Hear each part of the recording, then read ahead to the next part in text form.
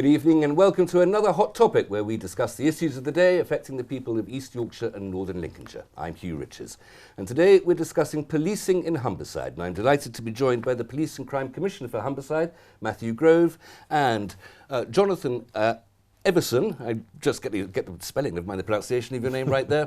It's because of what you said earlier. And just describe what your job is, Jonathan. I'm the chairman of the Police and Crime Panel, which scrutinises Matthew's Matthew as a commissioner of the Humberside Police. So you chair the panel that makes sure that Matthew's doing a good job. Yes. Before we go any further, let's just take a little look at some of the views of the people on the streets of Grimsby about the way they're policed. I don't think they provide enough because they possibly can't, because they've had so many cutbacks, and I think they're doing what they can, but it's not really enough.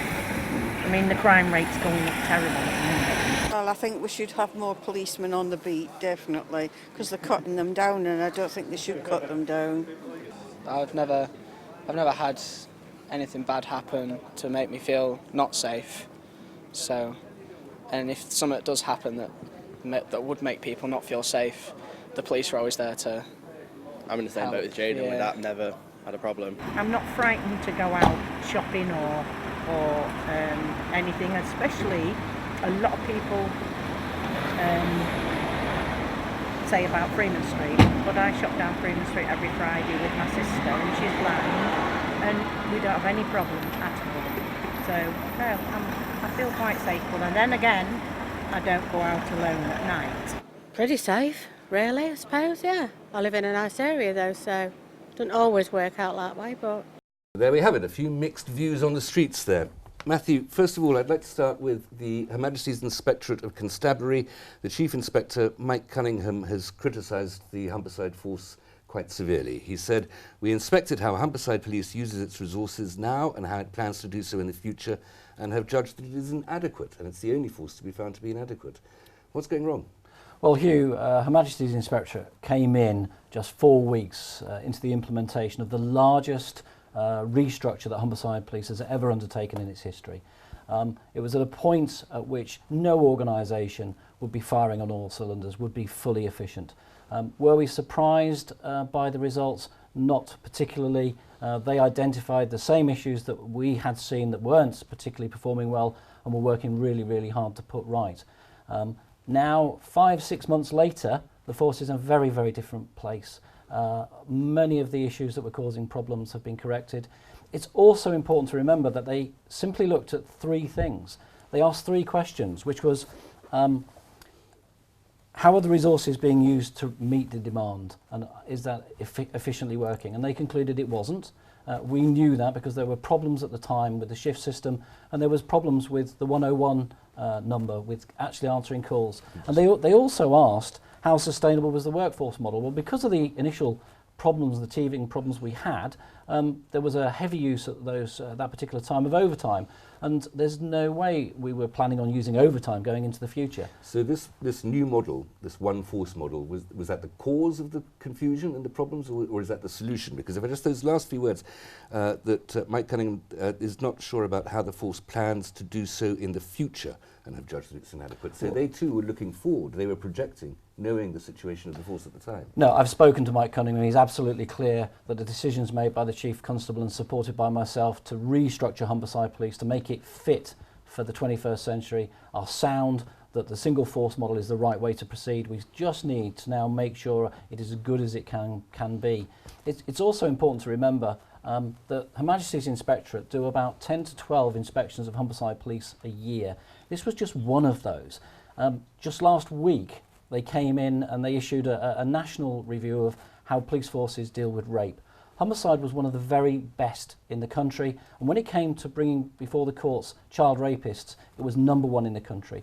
So this is another view of how well the force is performing. For me, it's now performing better, and we've got to now make it even better than it is. How often does that inspectorate report on the use of resources, though? Has there been another report on the use of resources since that report that was... No, but they came in just a few weeks ago and have carried out another similar inspection, this time on effectiveness. Now, that's more important for me. I want a police force that, above all, #1 is effective. efficient, yes, but number one, it must be effective. I can't announce what the results of that are. They won't be published until February. Well, come but back I'm quietly when you can. confident that you will see an must bring in improvement. Jonathan Matthew. Jonathan, how do you think not Matthew, who I know is a political ally, but how do you think the police force is performing in terms of its use of resources from your point of view? Well, they adopted a one-force model, which was a very logical way to go. I mean, the Police and Crime Panel was very supportive of this, asked a lot of questions. But before we had a multiple divisional model, which split the resources four ways. And with the pressures that the police force was under, it was an obvious way to actually go to a one-force model.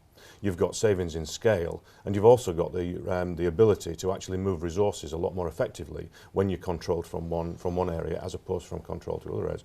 So the Crime Panel was very supportive of the new model. I think perhaps in carrying out the reorganisation, the police force got a little bit behind the ball. I've been involved in reorganisations. Well, forgive me, but there were quite severe criticisms of the one-force model. There have been 101 calls that were just abandoned and not answered, too few patrols at the peak times when people know predictable times when people know trouble's likely to break out. Officers are spending less time in the community and more time presumably tapping on screens somewhere in an office. And these are consequences of what you call a rationalisation, but this is sort of office policing, isn't it? Well, no, it's not.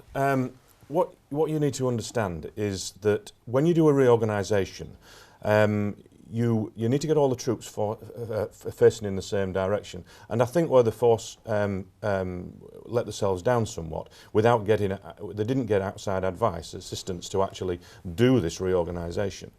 And as a result of that, they didn't get the correct intel from what they'd had in how they'd policed previously, and they were not able to apply that. And some of the problems were, one of the things that presented them with a real big problem as far as the shifts was concerned was flexible working.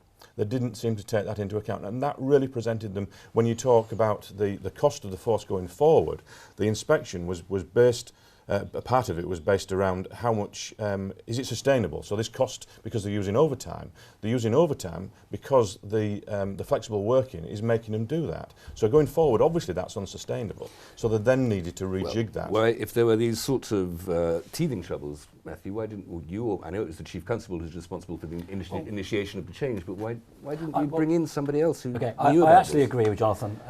He's a very fair critic of the force and myself. What I will say is this, it's a disappointment for me. I made available resources for the Chief Constable to access external consultancy advice and support. The Chief Constable and her then Chief Officer team made a decision that they didn't believe it was necessary, that they had the capacity and the expertise within the organisation. That, with hindsight, is quite clearly not the case, and they are now using that funds that I made available to bring in a specialist organisation who are looking to refine the model to make it as good as it can be.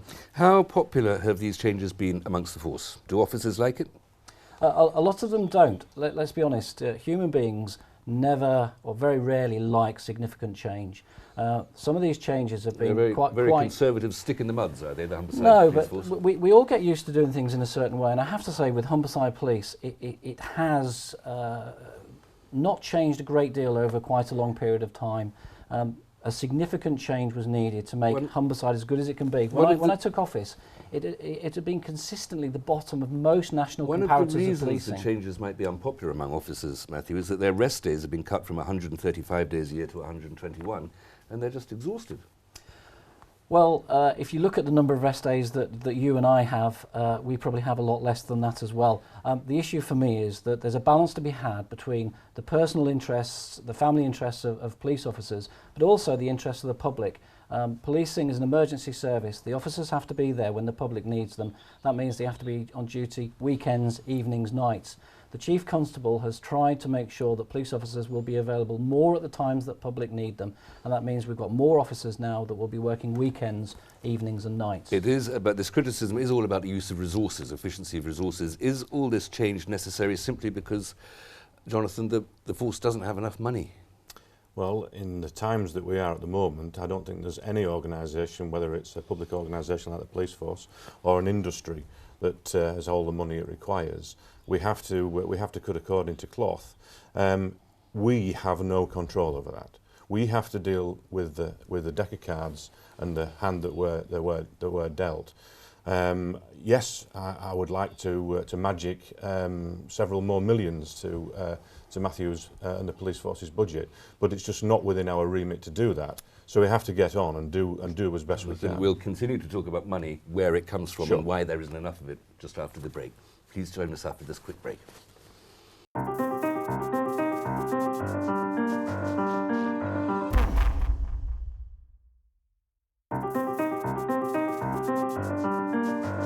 Welcome back. Still with me in the studio are Humberside Police and Crime Commissioner Matthew Grove and Councillor Jonathan Everson, Chairman of the Humberside Police Crime Panel.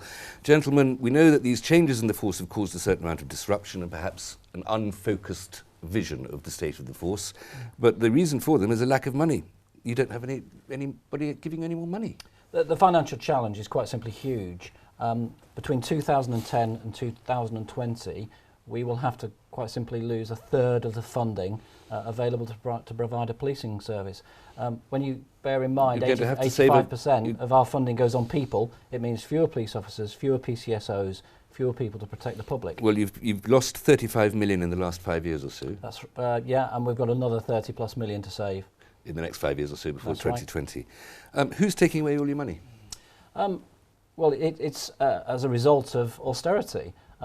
And I don't think it's for me as Police and Crime Commissioner to argue the wares the for and against of austerity. The fact is this country has been spending more money on its public services than it's receiving in income, and we are mortgaging our children's futures to actually provide services we're receiving today, and I don't think that's a moral thing to do. So my challenge is to make sure that with the money we expect to have available, that we best use it to protect the public. And that's why I challenged the Chief Constable to redesign the delivery of policing so we can maximise the level of service, the level of protection with the money we expect to have available. You've had a 22% staff cut since 2010, probably another 10% more until 2020. The average over that period of staff cuts in police forces, all of which are suffering from austerity, is only 6%. You're a bit stiffer, a bit stricter, a bit more easy with the axe than other police forces. I think you have to be very, very careful with figures. Some other forces are not quite as planning as far forward. They're only actually counting numbers for the next 3 years. Humberside, we actually have a very robust... Are you losing more officers proportionally than other forces? No, well, we have done historically, but now over the next 5 years, we only plan to lose a further 150 officers. The axe will now fall on the support staff. We now want to maximise that front line, maximise the number of warranted police officers, and actually minimise the number of support staff. Jonathan, you'll agree with Matthew, I'm sure, about austerity and the nature of being consistent with the present you're both Conservatives and the present Conservative government's policies.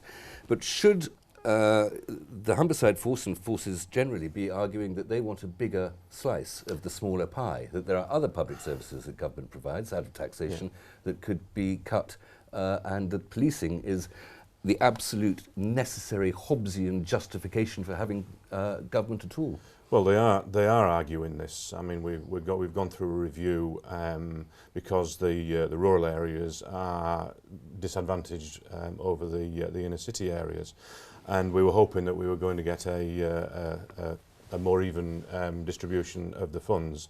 Unfortunately, things didn't go quite right in London, and that's been put off for another year. Whatever the outcome is, we don't know. This is, on the whole, this is where it's always true that it's going to be cock-up rather than conspiracy. Perhaps, yeah. Okay, all right. I want to talk about crime figures a little bit as well.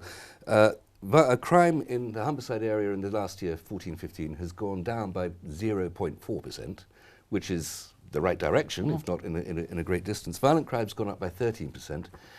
But there are all sorts of complaints that one finds on the streets and from stallholders in markets, from shopkeepers, from local businesses, that there aren't enough bobbies on the beat, that there aren't enough policemen around, and when there are, they're too far away. Okay, well, first of all, nationally, crime's gone up 5%. That's traditional crime has gone up 5%. So we are doing rather better than the national average. Violent crime, I think we have to be careful here when we talk about violent crime.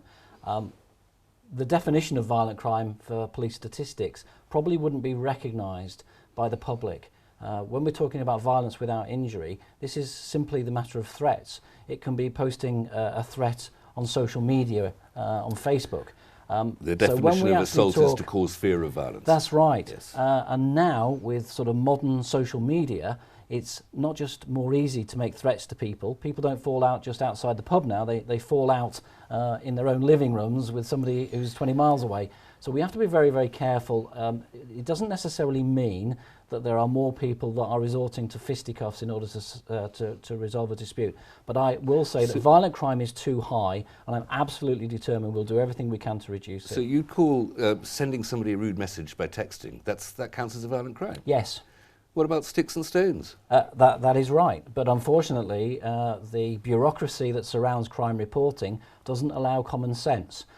If somebody makes a threat on electronically because they've had one too many... Could we let the bureaucracy get some common sense? It's one of my missions. It's difficult for me to actually bring that about nationally, but it's one of the reasons why I'm absolutely determined to encourage police officers to use their discretion, their common sense, if you like, to deal with things in the right way and not just blindly follow protocols, rules, guidance, because I think that's very frustrating to the public. Jonathan, only 17% of reported crimes end up with a charge, never mind going on to court.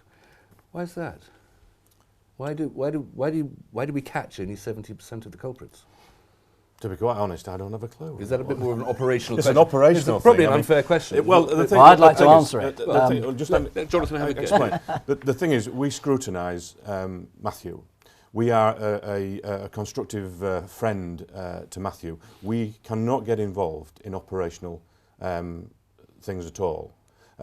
Matthew really can't get involved in operational things. He sets the vision for and the structure for the police force. It's up to the officers to actually do the operation side of it. So they're the ones that probably answer, but I'm sure Matthew could answer. Well, in that case, I'm going to ask him anyway, even if it's not his fault. But why only 17% getting charged, never mind getting a prosecution? Okay, if you go back to the bad times of policing, sort of a few years ago, where police officers just blindly chased numerical targets set by distant politicians, where we criminalised inappropriately our children, a whole generation.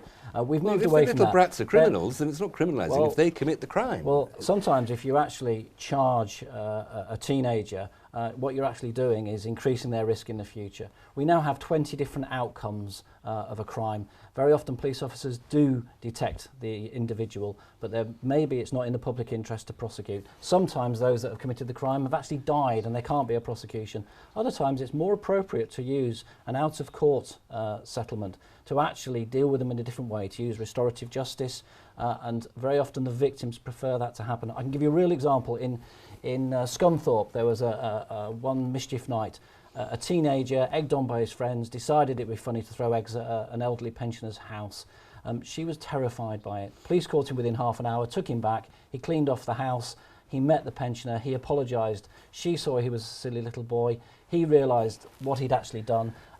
That's a better result than dragging him before the courts, where the lady would still have egg on her house, and he wouldn't have understood the reality, and he would probably have offended again. I feel like the interviewer who once asked the death penalty, is it enough? But that seems like a very lenient way of treating a vandal. I think that the full weight of our criminal justice system, of our courts, should be there to be applied to those that really need it. There are people that should be locked away for a very long time, but should it always be used against a teenager who's being guilty of nothing more than a bit of a silly moment? Just one other thing. There was a point that you both wanted to make, that a lot of crime isn't the sort of traditional striped jersey with a bag marked swag crime. There's the new crime of cybercrime.